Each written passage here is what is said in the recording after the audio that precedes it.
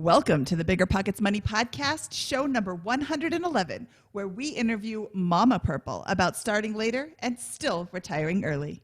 Hello, hello, hello. My name is Mindy Jensen, and with me, as always, is my stupendous co-host, Scott Trench. Scott and I are here to make financial independence less scary, less just for somebody else, and show you that by following the proven steps, you can put yourself on the road to early financial freedom and get money out of the way so you can lead your best life.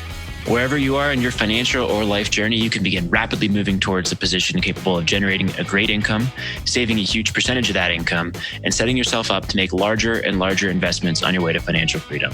Whether you want to retire early and travel the world, go on to make big-time investments in assets like real estate, or start your own business, we'll help you build a financial position capable of launching yourself towards your dreams. Scott, I'm super excited for this week's guest. Last week, if you recall, we spoke with Purple from A Purple Life. And as she was talking, she just casually mentioned that her mom didn't start investing until she was 40 and still was able to retire early. And that really spoke to me. That really spoke to you. You were typing in your little notes, we should have her mom on next week. Yes, we should. Yeah. And while she started investing at 40, it was really kind of like just a dabbling, really. She really kind of began her approach to, early retirement at age 45 in 2005, and was able to complete that 10-year plan right on track and have a early retirement. And this has been, some feedback we've gotten from some listeners about, hey, how do I get started if I started later in life? I feel like I'm really behind, not sure how to go about it. And I think that I think this is going to be really refreshing because, Momma Purple did not do everything optimally to get to that stage. She had made some mistakes that we talked about, and yet she was still able to do it, and is just literally in some ways a kicking ass in retirement here. So, yeah, when Purple casually mentioned her mom, I was not picturing the woman that we interviewed today. She is a hoot and a half, and I'm so excited for her story because you're right. She didn't do things optimally. In some instances, her plan, her execution actually kind of hurt her financial bottom line, but it didn't derail it. And once she figured out what was going on, she switched gears and is now living her best life. She's so busy, she doesn't have time for a job. Well, should we bring her in? Because I'm so excited to get today's interview. I'm so excited too.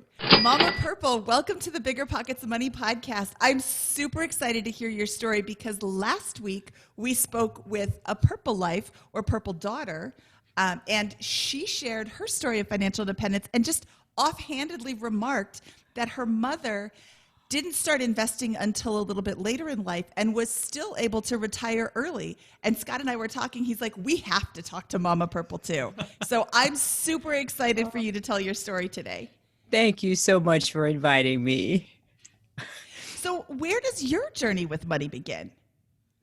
Actually, it really starts with my parents. So when I was a kid, I saw both of my parents rarely talking about money, but what I actually observed was the fact that they were very frugal in saving their money. So it was always U.S. savings bonds and certificates of deposits for them. That was it. And the other thing that I noticed that my father would always do was he would only pay cash for everything, cash or checks, even his cars, even my college education. And they didn't believe in debt. They didn't believe in credit cards. And so that's what I saw growing up. Did you work when you were a kid or a teenager? Never. I never worked. The only work I really did that I got some money for was if my parents asked me to do something. I was a nerd, so I would write a little contract and have them say, okay, well, if you want me to do this, how much are you willing to pay me for it? And I'd write it up and they'd pay me. I mean, I've always been fascinated with money. So what was your situation kind of leaving high school? What happened after that? So when I left high school, went to college, I did not work in college, and I went out of state for college. My parents, I actually applied to about 4 different schools, and the one I really wanted to go to, my parents said, we just can't afford it. And so I said, okay, well, then I'll go to this one. And they could afford that, and they actually paid cash every year.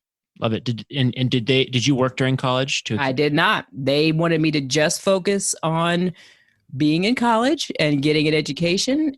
And so I didn't work not a day. Wonderful. So what was your situation upon graduation? You had no debt. Did you have any cash or any assets at all? I did not. And so my parents actually said that they will buy me a car, but that I had to pay them back for half of it.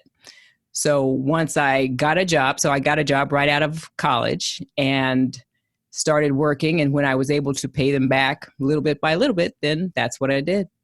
But I had no assets. I had nothing, absolutely nothing. Awesome. What'd you study and what was your first job? I studied chemical engineering. And so my first job was with an oil company. And it was doing real engineering kind of stuff. Didn't last long. Didn't like that too much. Oh, you didn't last long. You hop around from job to job like somebody else I know? I actually did. That came after. So after I left the first job, I said, well, let me get a graduate degree. Maybe that'll help expand some of my options. So that's what I did. Got a grad degree. And then I started kind of job hopping around. Wonderful. So with that first job, how long were you there for? 3 years. All right. And how much were you able to accumulate during those 3 years or finance grad school? So, very good question. So I saved most of my money. My first job, I actually made, I think, $35,000. And that was in 1981. And so I was able to save quite a bit of money for grad school. However, once I got to grad school, I applied to a fellowship. Since I had worked for an oil company, I got a fellowship with an oil company. And they said, oh, we'll pay for your 2 years of grad school. I said, great. But after the first year, they said, well, kind of you have to work for us during the summer. And oh, by the way, when you graduate, and I didn't want to and so, because I was married at the time and my husband was in Georgia and all of their jobs were in the Northeast. And so I said, that won't really be good for my marriage. So no. And they said, oh, okay, no, well, we're not going to pay for your second year.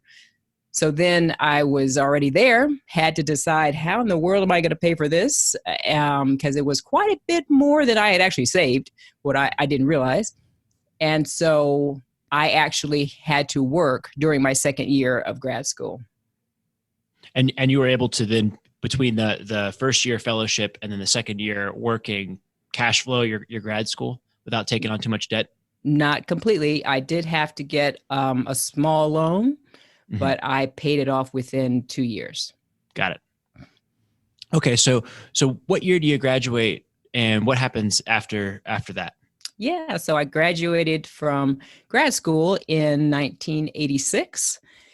And applied to several jobs. Took me a while because, again, I didn't want to work in the Northeast. I went to school in the Northeast and had to get back to Georgia. So that took quite a few applications, but finally got one and then came back and started working in Georgia. And that was my first.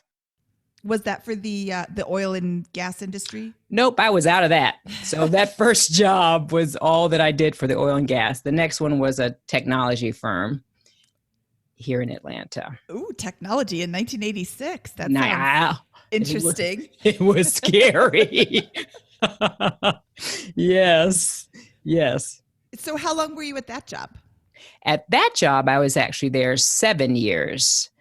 And yeah, that was my very first job. So I've actually worked for 11 different companies and I've been laid off from 8 of them. Laid off, or there was a merger, or one of them was a nonprofit and they ran out of money. So that was my first actual layoff in my 33-year career. So you were at this first company for 7 years. and then got laid off. Yeah. During that 7-year period, because this is really the kind of launch pad of your career. It sounds like. Were you able to accumulate capital? Sorry, go ahead. How would you describe this 7-year period in terms of your capital accumulation and how it set you up for the next parts of your career? Yep, really didn't start yet either. So that was the time period where Purple was born, and my first marriage actually ended. So I then became a single mom, and so again, I was just saving money, but saving it in the bank or buying U.S. savings bonds, just like my parents had done. Nothing with the stock market, nothing at all. So when I was laid off, they offered a severance package, which was wonderful. And that helped me. Another thing that my father always told me, he said, if you get a bonus or any additional money, don't spend it. Act as if you didn't get it. Live your life like the day before you got it. So even with that severance package, I just banked it. I didn't do anything with it. And I already had some place to go before I left those doors. Was the way you were handling your money at this time period and saving all your bonuses, putting them in the bank, when you look back and think about what your peers were doing, your colleagues, what was that different? Was that unusual? Were they kind of spending more lavishly? What were you doing to drive that savings rate? Wow, that's such a fascinating question, Scott, because during my era, money and what you made and kind of how you spent it, taboo, totally taboo. In terms of what I observed with how people were spending, I did notice that people's houses were a whole lot bigger than mine. They drove newer cars than I did. So I noticed that, but it really wasn't until like the year 2000, when I was 40, that I actually was able to talk to somebody about their 401k. I mean, that was the first conversation that we actually had. And she told me how much she had in there. And I was shocked. She had over $300,000. And she was younger than I was. I was 40. She was younger than I was. And she'd been with this particular company for less than 10 years. And so that just woke me up. Mm-hmm. Oh, I'm glad you had that conversation. But for the record, it's still taboo to talk about money now. Yeah. we just talk about it on this podcast all the time. Okay. So, it actually creates kind of a weird space because I'll be talking to people and I'll be like, oh, well, what'd you pay for that? How much money do you have? Are you maxing out your 401k? And they're like, hey, I just met you. I feel the same way, Mindy. Yeah. So you said you had a job before you left the first company that layoff. Did you know that layoffs were coming? Yes. Oh, okay. They had told us months in advance, and they gave us time to start looking for something else, doing something else, getting our resumes ready while at work. So it was it was sweet. Yeah. That was a sweet, I mean, they laid you off. That stinks. But I know. The fact that they gave you a heads up, I mean, I don't think that that's something that happens a lot. Yeah. In today's day and age. I wasn't working in 1986, but closely thereafter. In addition to the layoffs, though, one of the kind of questions I'm wondering is as a single mom, how are you able to save up so much during that? Was it a budgeting thing? Was it, that's kind of what I'm trying to wonder there is, I bet you that your peers were less prepared, without knowing it than you were. Right. And I'm wondering what your practice was to get to manage your money so well. Yeah, I did have a budget. And so I would not really extend myself past that budget. And case in point, I mean, Purple needed braces and I couldn't afford them. The place that I went to work after I was laid off was a nonprofit. And so it was based on grant money that we were paid. And she needed braces. I couldn't afford it. And I said, your teeth are just going to have to wait. So I knew exactly what it was that I could afford. And the turning point for me too was I said, oh goodness, what am I going to do? What am I going to do? And I said, you have savings just for this. Even though I'm not making as much as I was, I still have money. So live off of the savings. And so that's what I did. That's what lessened the stress level with me, that I just accepted the fact that I will supplement my income with my savings. Okay, so you had a couple more. You were at the first company in 1986. You stay there for 7 years and get laid off. Yep. And you have a couple of different jobs in the meantime. And it sounds like there's a turning point when you're 40 in 2000 and have this conversation with a friend who's got 300 grand in their 401k. Yeah. Right? All right. So what goes through your head at that point, and what changes about your practice with money after that? So a couple of things. So that conversation with that colleague, but also the company I was working for at the time had a corporate goal to increase participation in the 401k. So that's really what did the push for me as well. And their match, I don't remember what it was, but I'm sure it was very good.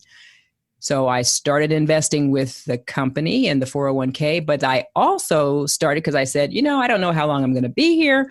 So that's when my husband and I started talking to outside financial advisors. And this is where all the real fun begins. And I'm being very facetious. But we started talking to a financial advisor, and he was he'd been in the business a very long time.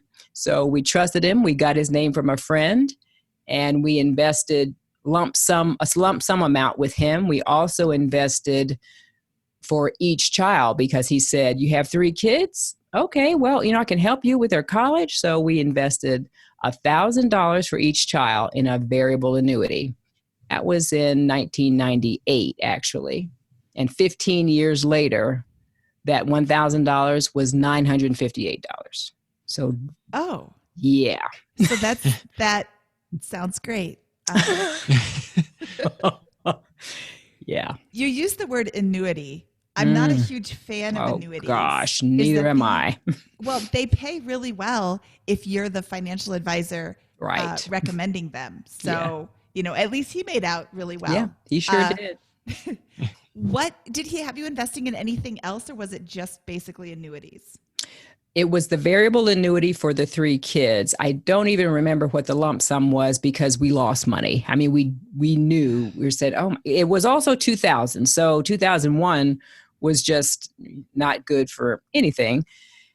So, but we stayed with him for a little while thinking, okay, well, this will turn around. But yeah, it really didn't. So we got out of that with him, and then went to the other companies that we worked for and just started investing in those 401ks. Okay, so it's 2000. Yeah. Let's we're at that point in time. Yeah. What's your kind of overall financial position at that moment in time in terms of kind of general like ballpark of earnings and net worth, those kinds of things? Yeah, I really don't recall because by that time, let's see, I was remarried. So my husband and I have joint income, joint funds, and joint investing. So I really don't remember the investment income at that time. What I do remember is like 5 years later, because that's when I got serious about it. But we were just doing what we had to do from 2000 on to 2005. But then that's when the engine started, if you will, in 2005. Great. So I think it sounds like 2005 is a turning point that we want to get to. Yep. Just in terms of this period, 1986 to 2005, overall, I'm getting a picture that you were a good saver for this period and always were able to keep an amount of liquidity. That you began kind of dipping your toe into investments around 1998 and 2000. Yeah. Is that right? That's correct. Okay. And so when you hit 2005, you've got a lot of good fundamentals in place to begin the wealth journey. Is that right? That's right. All right. So let's hear about it. What happened around 2005 to catapult this thing? 2005 is when I said, I'm going to put pen to paper and I want to get out of this rat race. And so that's when I came up with at first I'd wanted to retire at 50 because my parents did. And so that I said, looking at the paper, I don't think that's going to be possible. So I said, let's make it 10 years. So that's when I actually wrote down a 10-year plan on what we had to do to be able to retire in 10 years. So not only did I look at what money do we have, how much are we putting into our 401k, I also looked at what is it that we owe. So we had 2 homes. one that we rented out and then one that we lived in. And I said, they both have to be paid off before we can retire. And we had 3 kids, all around the same age. They all had to be out of college and college paid for before we could retire. And then we also had to have a substantial amount of savings because my husband and I are both kind of nervous Nellies about anything. And we would just want to make sure that we have enough just in case. So those 3 things had to happen. And no problem. That's what started. 2005. Totally doable in 10 years. So I have the gift of hindsight and know that 2008 is coming up. Do either of you have any sort of like guaranteed income, like a pension or anything like that? Both of us do. Okay.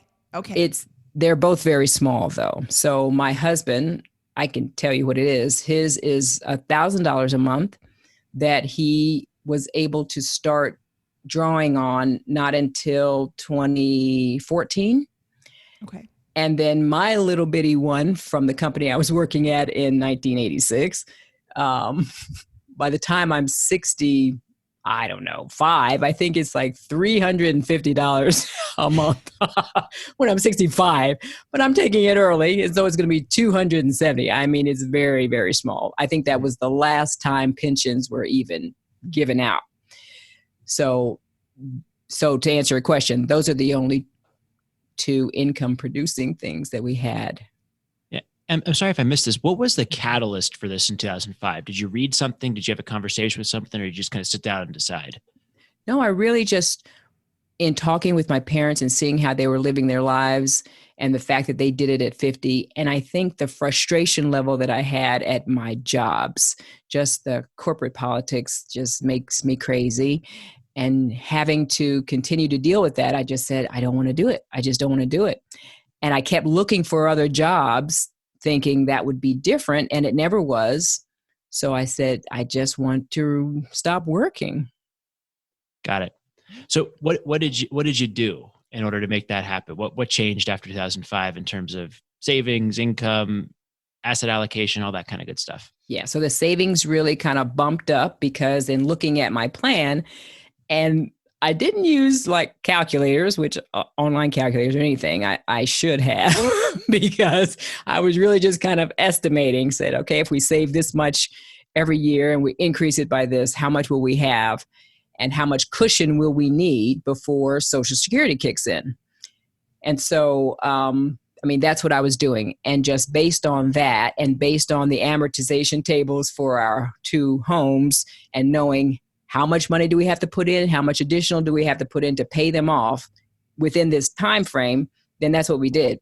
And we always kind of lived frugally anyway. I was talking to Purple at one time. I don't even remember us really taking vacations. We went once to Disney World and we went in a RV. So not really a vacation, but that's what we did. We just didn't do those types of things. We would keep cars until the wheels fell off, but that's how we lived anyway. So nothing really had to change that much. We just had to increase some of our savings, get the colleges out of there and get the homes paid for. Got it. And so when you say increase savings, get the homes paid off, was your plan basically to use rental income from one of the homes, your savings, and then your pensions? Was there any kind of stock investments or anything like that you were thinking about as well to supplement that?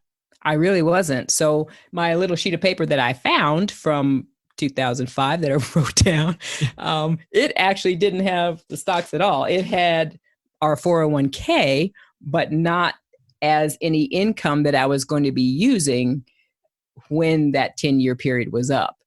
It had CDs on it. I said, okay, we can get this kind of interest, which was, again, inaccurate.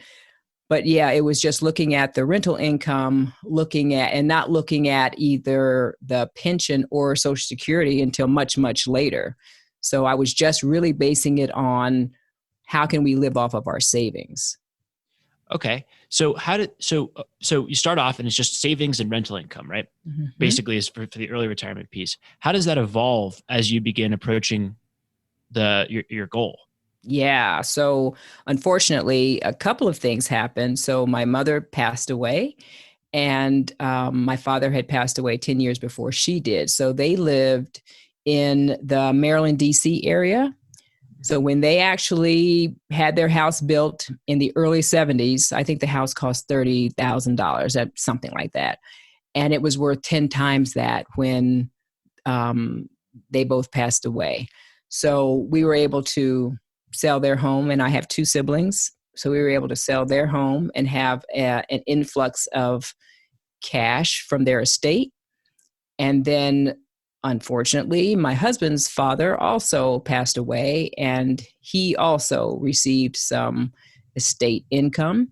And so the money that we were able to receive from both of those, we put them right into our IRAs that we had at the time.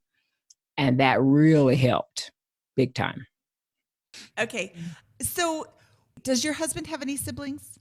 He does. Okay. Yep. So there was, it doesn't sound like this is like a super life altering amount of money coming in. Yep. Do you know what you're spending every year approximately? Right now, let me see. I'd say it was about $40,000, $40,000 to $50,000 a year. Okay, so you've got the pensions that'll be $1,200-ish. One pension, $1,000. I don't get mine pension. yet. Yours, that's right. Yours doesn't come in yet. What and does the rental income? Property? Rental property is $1,200 a month. Okay.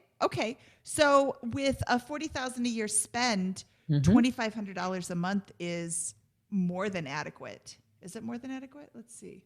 That's about $30,000 a year. So you have $10,000 left to make up from our investments. Yep. Okay. And what did you invest in? So, our last, I should say, financial advisor, it was with Edward Jones, and they had us in, I think it was 100 different funds. I really don't even know. Couldn't tell you. And so Purple, it didn't take too long, maybe a couple of years. Telling us, change, get out of them. And we also found out how many fees we were actually paying to them. Didn't know. And it was $1,000 a month in fees, just in fees. Oh, yeah. Well, yeah. There it is. There it is. Wow. Yeah. $1,000 a month. $1,000. So I know that that's not the first line on the invoice that you get. Fees, $1,000. How did you discover that you were paying $1,000 in fees? So every month we have the fortunate task of being invited to these different free dinners and from these different financial companies. And they're always willing, let's take a look at what you have. Let's look at all your funds. And so we said, fine, here. We gave them everything from Edward Jones. And they had some kind of software that showed the hidden fees that we didn't see. But Purple also, she kind of did the same thing. And she said, you're doing this, you're spending this. I said, oh, no, we can't be. We like the guy. So after you too. I know. So after having seen the documents from their software, then we said, yeah, we're out of here. We called the next day.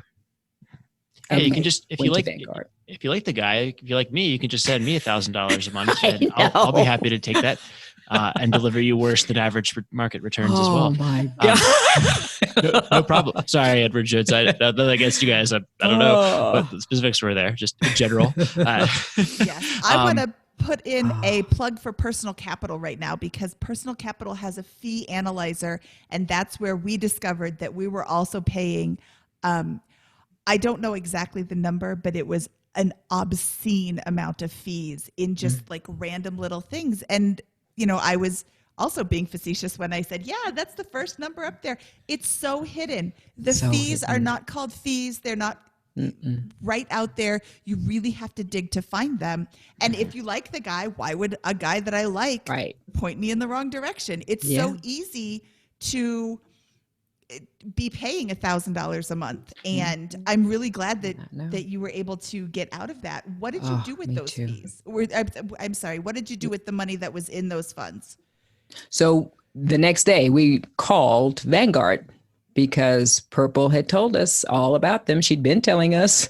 And so when we gave them our information and they came back with, oh, okay, we only need to put you in a few of these funds. I mean, I know we had 50 funds that Edward Jones had put us in. It was a ridiculous amount. And they kept saying, wonder why, they had you in this. Wonder what that was for. But the more funds, the more money for them. I think, I have trouble believing that that folks are intentionally, at least the account managers or the customer service people are intentionally screwing people over. I just think that there's a lack of understanding from the financial advisors in these firms in general about what's best for their clients. That, hey, no, like an index fund is in most cases way better than these actively managed funds. And something you understand is often much better than the enormous complexity, like your situation where with 50 different funds across all these different things that no one can possibly comprehend what even all those funds are, much less what's in those funds. I mean, it's just an amazing mess there. So I like to believe in the good side that these folks are not evil. They're just don't understand the theory very well about how to make this work, but maybe not. I would say they're probably not nefariously trying to do this. Is that the right? I don't think that's the right way to use that word. It's not like they're trying to be evil, but the index funds don't pay nearly as much commission as these actively managed funds do, Scott. So. And just to throw something else in there, so what we also found out about our Edward Jones advisor, he's not even a certified financial advisor. Didn't know that. So his background isn't even in finance. Didn't know that. And again, Purple showed me some articles, how they select their people. I don't even know what to call them anymore.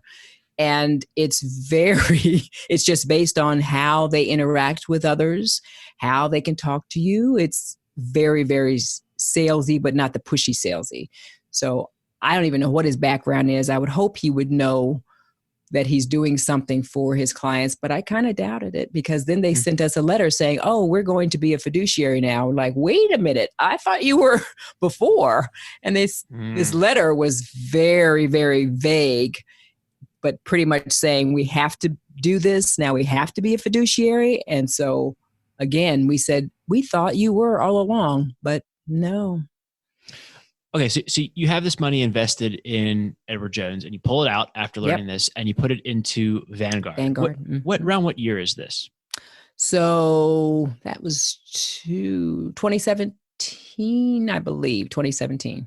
2017. Okay, so this is after you have retired. After I've retired, yes. Yeah. Okay, so in retirement, I think you retired in 2015. Is that right? Yes. Great. So you hit your goal, retire in 2015. You have $1,000 in pension. You have $1,200 a month in rental cash flow. Yep. And you've got investments, it sounds like, in Edward Jones and then a savings account. Is that right? Yes. And that's how you're funding the retirement here. Yes. In 2017, you switch over to Vanguard and wisely make a lot more money after tax there. What else is there kind of to the picture here? Is that kind of more or less the snapshot of your financial position there? It really is. And the other nice surprise once we went to Vanguard was that I would talk to that truly CFA about what we like to do. And travel is one of the things that we love to do. Because we had to modify our expense budget in order to be able to qualify for the Affordable Care Act with the health care coverage.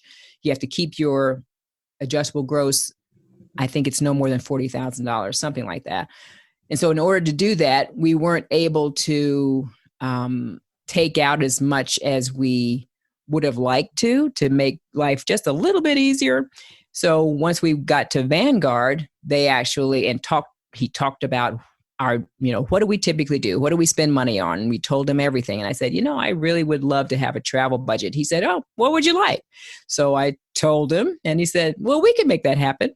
I was floored. I was happy, but I was floored.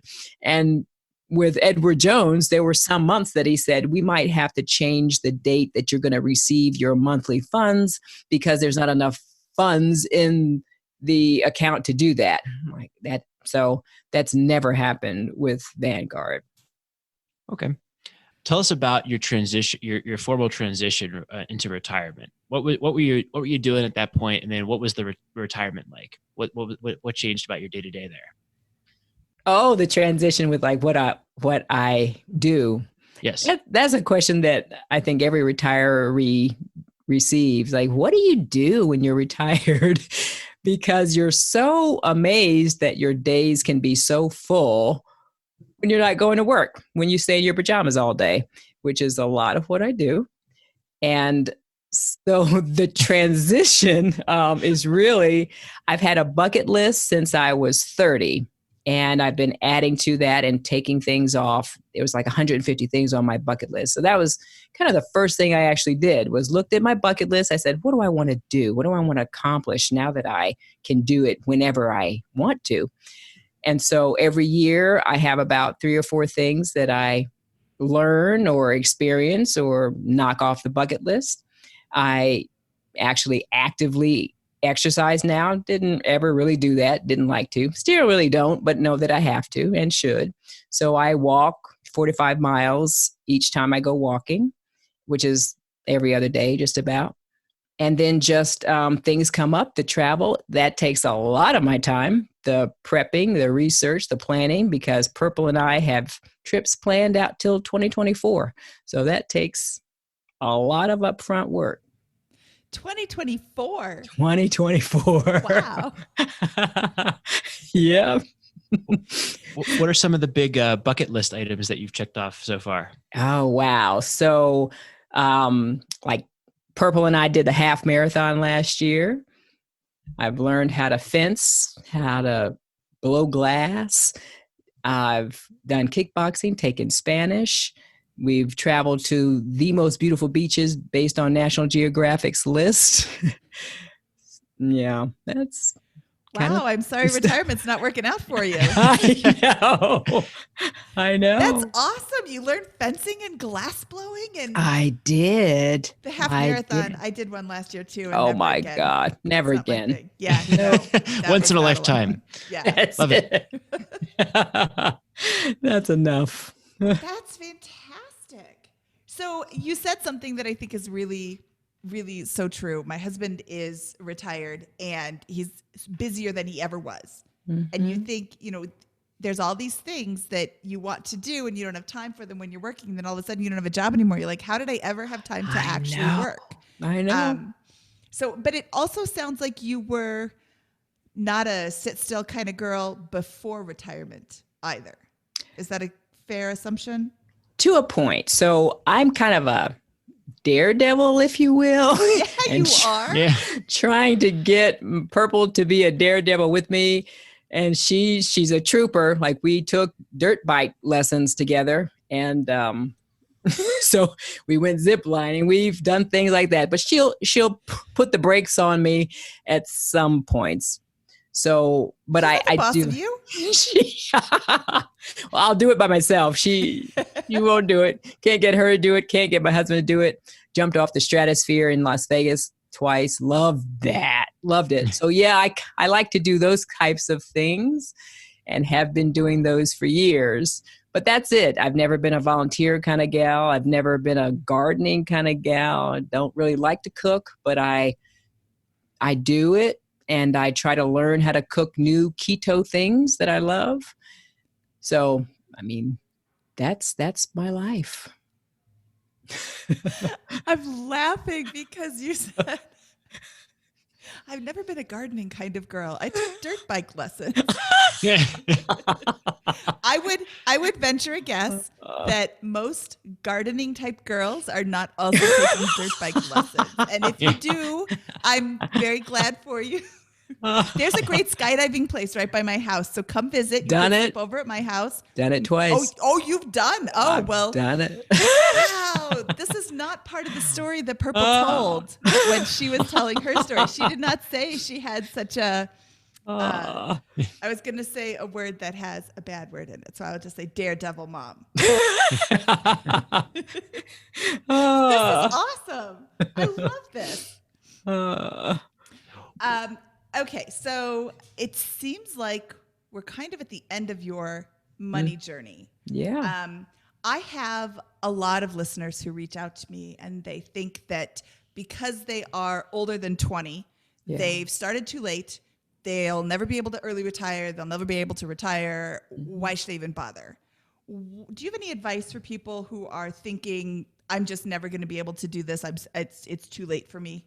Oh my gosh, yes. So if you actually do the numbers and look to see what does it really take to live, that's the first thing. Because I mean, me starting at 40 and then having the market crash a year later and then having it crash again when I'm still trying to accumulate money in the stock market, just I'm the test case. You see it. I'm living it. Now, granted, I am married, but I wasn't married the whole time. And so fortunately, my husband is also the type of person that looks at money the same way I do.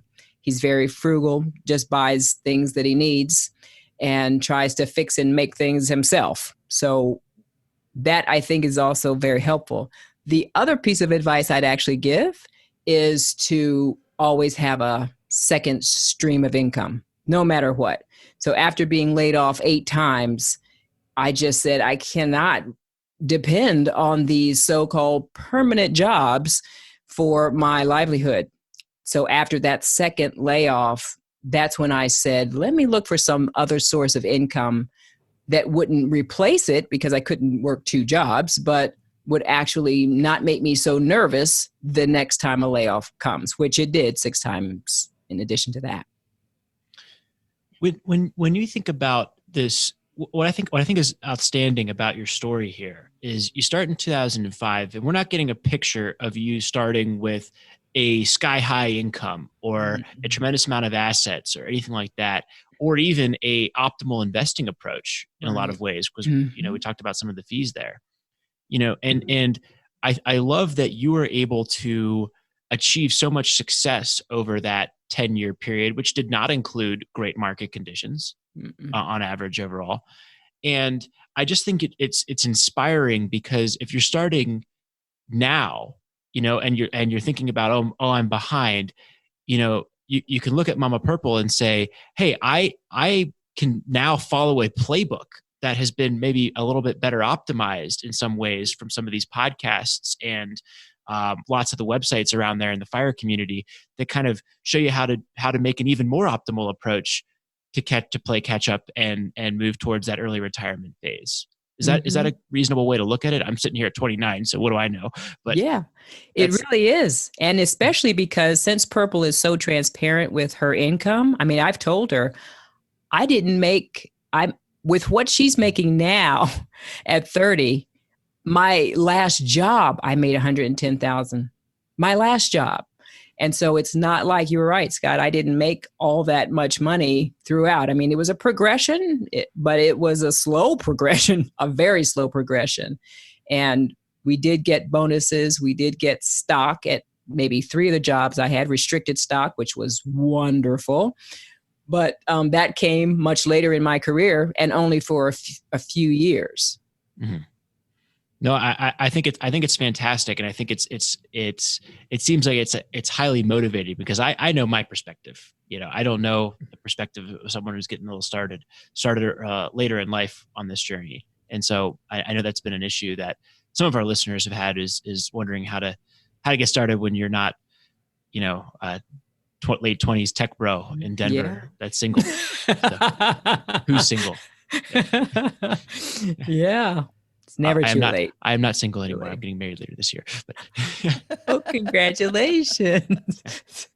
Yeah, you started at age 40. Yeah. And I will say that you didn't start from a position of like significant debt. It sounds like at age 40 you had maybe mortgage debt, and that's it. That's it. Mm-hmm. But you make smart decisions. You don't buy things that you don't need. Mm-mm. Everybody should do that. I know. Stop buying stuff you don't need I know. to impress people you don't like. Right. You know, like Coco Chanel, I say this all the time. My favorite quote of hers, I don't care what you think about me. I don't think about you at all. If you think I drive a crappy car, you're right. And that doesn't bother me. If you think that my clothes aren't top notch, you're right. I got them at a thrift store. And I don't care that you don't appreciate that my dollar sweater, you know, it fits. It covers the parts that need to be covered. That's all I care about. Yeah. And that's a tough position to get to, but once you're there, it's so freeing. I don't need this stuff. I'm not going to buy it. So true. So true. You started at age 40 and you retired in 10 years. 2015. Well, so from age 40, it was 15 years after that. Okay. So 10 years after the 15 plan. years. I mean, that's... Yeah. And that 15 years encompassed 2000, the stock market crash in 2000, and this little tiny crash called 2008 that lasted how long? 3 years, 5 years? So yeah, that's you were really had the deck stacked against you for a while. I mean, to anybody who's listening that said, you know, well, what about the stock market rise of 2013? Yeah, that's great. That was huge. But there's also, you know, we're in kind of unstable times right now where, you know, everybody's calling for a bubble. But you've got a couple of really solid income sources: the pension, the rental property. I mean, and in a year, it'll be Social Security. So once we're going to both be taking Social Security at the same time. I'm taking it at 62. My husband is waiting till full Social Security at 66. And when we do that, we won't have to touch our investments at all and have more than we're getting now. So that's kind of that gap I was trying to make sure that we could get through when I did have my 10-year plan. I just said, we have a gap. Once we get through that gap, we're good. You're good. Smooth we're sailing. Good. Yeah. So I don't understand why all these people are writing these articles that say, oh, I'm never going to be able to retire. I don't either. Well, not if you buy stuff with every dime you have from now until age 65. But I mean, do you live a life of deprivation? Not at all. Not at all. So I'm not one to even look to see, oh, well, I know Purple does this. She knows how much every piece of everything she buys. I don't do that. I don't really have that strict of a budget. I know about what everything costs, but I don't add it up like that. I say, all right, this is how much we have to spend. And we figure that either we have it or we don't. And and we make it work, but I don't have a strict budget. Not anymore, because you had a strict budget before. That's true. That's and very you get true. Used to it, and then like once you have this in your mind, I can spend X. Maybe you spend X plus $10. It's not a big deal, but you keep it in your mind. I can spend X, and that's what you're spending. Yeah, plus or minus, a little bit. Yeah. Mm-hmm. And not having a mortgage is probably the most freeing thing ever. And that was something else actually that my parents instilled in me. They said, you've got to own a home. You've got to own a home. You don't rent. Renting is just waste. And so that was instilled in me. I mean, I know it skipped a generation, Purple, but I know you don't believe that, but it was just drilled into our heads that you must own a home and pay it off as soon as you can. I mean, my parents also paid their home off early. No, they just paid $30,000. I think their mortgage was $300. I mean, I couldn't believe it. But it still took them 27 years instead of 30, but still, I mean, they were so proud of that. And they just told us, own, own, own. But not having that mortgage was just the best thing ever. Yeah, that can be really freeing. Mm-hmm. It was. It was. So, Momma Purple, was your husband always on board with this plan? No, actually, he believed that he'd be working until he died. I mean, literally, he never saw retirement as an option because he knew he worked for a very large company.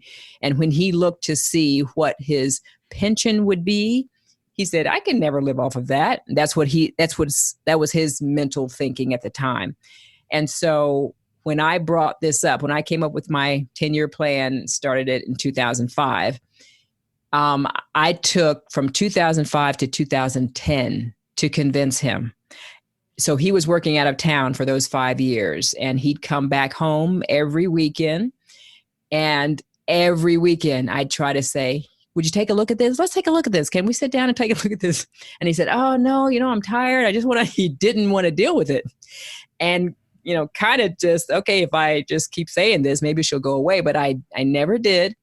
And we kept investing like I wanted to. I mean, putting more money into the house, still saving, and 401ks. And he was doing the same. But it was 5 years before he said, okay, I'll look at it. So then finally he said, okay, but then he didn't believe it. He said, no, I don't see how this is going to happen. This doesn't look right. And he said, what do you have behind this? I'm like, oh my gosh. So then in 2013, he took my numbers to 3 different financial advisors. So we were already with Edward Jones, and so of course they had the calculator. They said, whatever percent, I forget what they call it, greater than 99% possibility of this actually working until you're 100, that plan. And so then he took it to Merrill Lynch. So a friend of mine has her investments in Merrill Lynch, took the same documents to them, and they said, yeah, this will work. Till you're 100, you're good.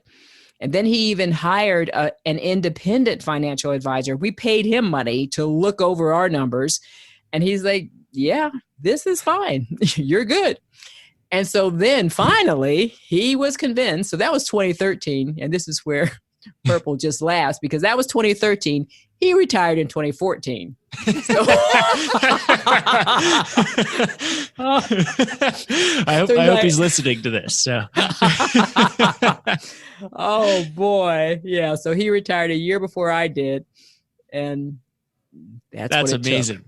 But I can understand his point of view, because you work until you're 65.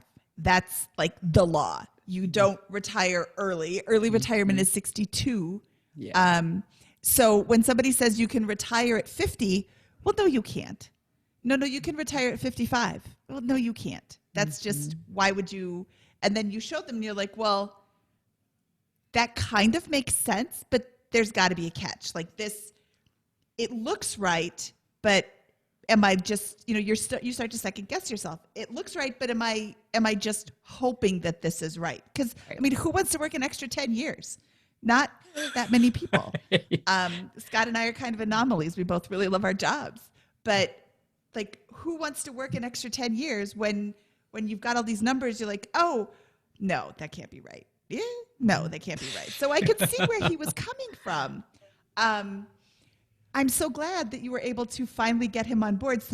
So if you are listening to this and your spouse is not on board, apparently the answer is just harangue them until they acquiesce. Just keep it up for 5 years and then how much money did you spend having him assess your plan with multiple sources? Just that one financial advisor that we had to pay, that was $500 to pay him. The other 2 did it for nothing. Money well spent. Awesome. $500 well spent dollars, because now he doesn't work anymore. That's true. That's Very right. True. Okay. Momma Purple, is there anything else you'd like to share before we move on to our famous 4? Nope. Okay. What is your favorite finance book? I've never read one. So don't have one. Whoa. You've never read one. How can you be No. early retired if you've never read a finance book? I probably should have, based on going with some of those bad. I don't know about that, but I should have, but never. Nope. Don't read them. That's okay. You're still early retired without having read one. Okay. I love that answer. All right. What was your biggest money mistake? That was probably blindly trusting these financial advisors. So had I read some information, I probably wouldn't have trusted them the way I did or invested in that variable annuity for the kids for 15 years. Love it. In your defense, you're not the only one. Okay. What is your best piece of advice for people that are just starting out? I really think it would be the having a second source of income. Just always looking for some other way to make money. Doesn't have to be much, but something that you know, just in case. Just in case. That's awesome. All right. What is your favorite joke to tell at parties? Okay. So I asked my grandfather, I said, after 65 years of marriage, you still call grandma beautiful, honey, darling. What's your secret, grandpa?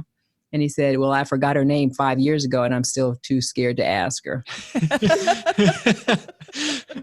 Love it. Okay, our last question is, where can people find out more about you? Wherever Purple is, I'm usually there too. So that's about the only place. Perfect. And that is purplelife.com. Yes. All right.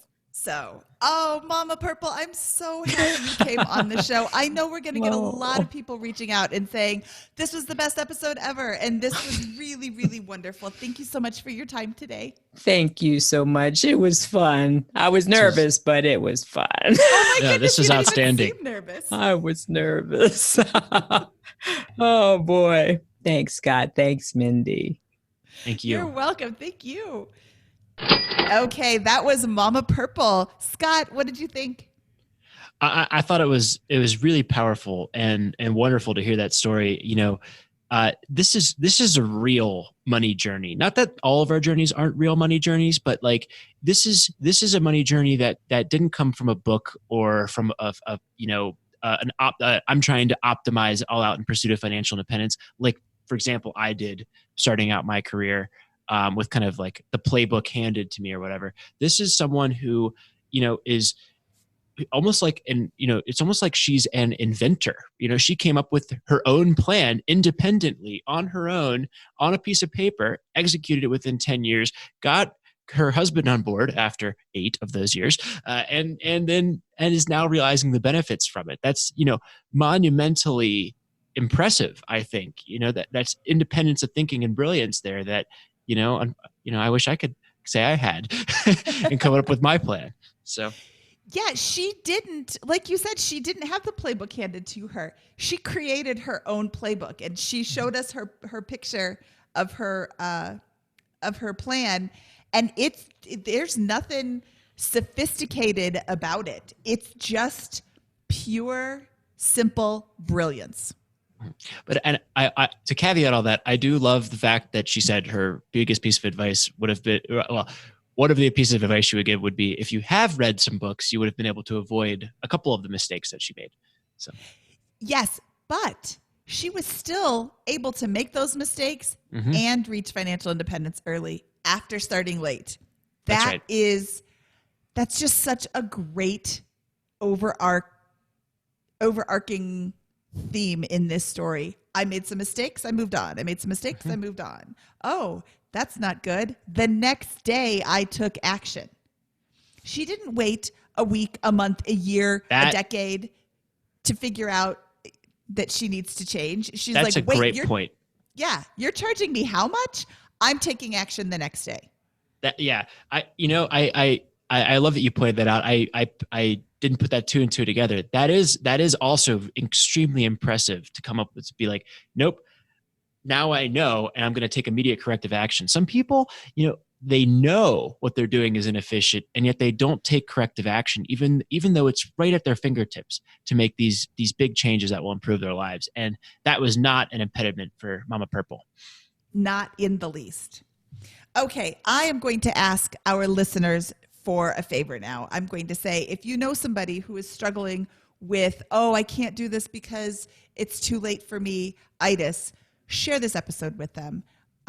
This is a story that, like all the stories that are so successful, she's not really breaking new ground. She's breaking new ground in that nobody ever showed her how to do it, but she's frugal. She saves more than she or spends less than, how does that go? She spends less than she earns. Mm-hmm. Yeah, you don't save more than you earn. You spend less than you earn. And she invests. This is the richest man in Babylon all over. Now, here's an interesting thing, and feel free to beat me up on this if Okay. I'm generalizing too much, but I found that with a lot of couples, that typically, not always, but often it seems like the man in the relationship is trying to convince the wife or the significant other there to get on board with financial independence. And I thought it was interesting that Momma Purple found the opposite to be true, where she was on board with early retirement and her husband was not. And I wonder if that dynamic is in play for folks that are closer to traditional retirement age, if that balance begins to flip to a certain degree. And I was wondering if Oh. that's something to think about. I have no idea. I just will throw it out there as a concept to think about. That is interesting. And I know that's how it was in my relationship. Carl was the one who, I mean, we were both always frugal, but he was the one who introduced me to financial independence. I'm like, yeah, do it because you hate your job. So quit. And then now I'm on board too, obviously. But that's interesting. I wonder. So if you are, if you were the one who was the impetus behind your financial journey, send me an email, mindy@biggerpockets.com. And if you think that Scott is being sexist, you can send him an email at scott@biggerpockets.com. Feel free. I just pose it as a question. It's something I've observed. I don't think it's sexist. I don't think it's just something that we have a lot. We real estate investors tend to skew more male. Our audience is 75% male on BiggerPockets. BiggerPockets money is a little bit more gender diverse with that in terms of our listenership. But that's just a fact of of life in the real estate community that we're trying to change over time. But I wonder what those gender dynamics. I think they are real in this space and the law of large numbers here. And I wonder what they're like for folks that are closer to traditional retirement age, and whether there's some interesting differences that play out in the numbers there that we can begin exploring. Yeah, I'd be really interested in hearing that. So again, if you have a story of you being the impetus behind your financial journey, send me an email, mindy@biggerpockets.com. Scott, shall we wrap it up today? Let's do it. From episode 111 of the BiggerPockets Money Podcast, I am Mindy Jensen, and he is Scott Trench. And this has been a very purple show. Very purple couple of weeks. We are royally out of here. This is horrible. Sorry if you're still listening. Sorry about that. I love it.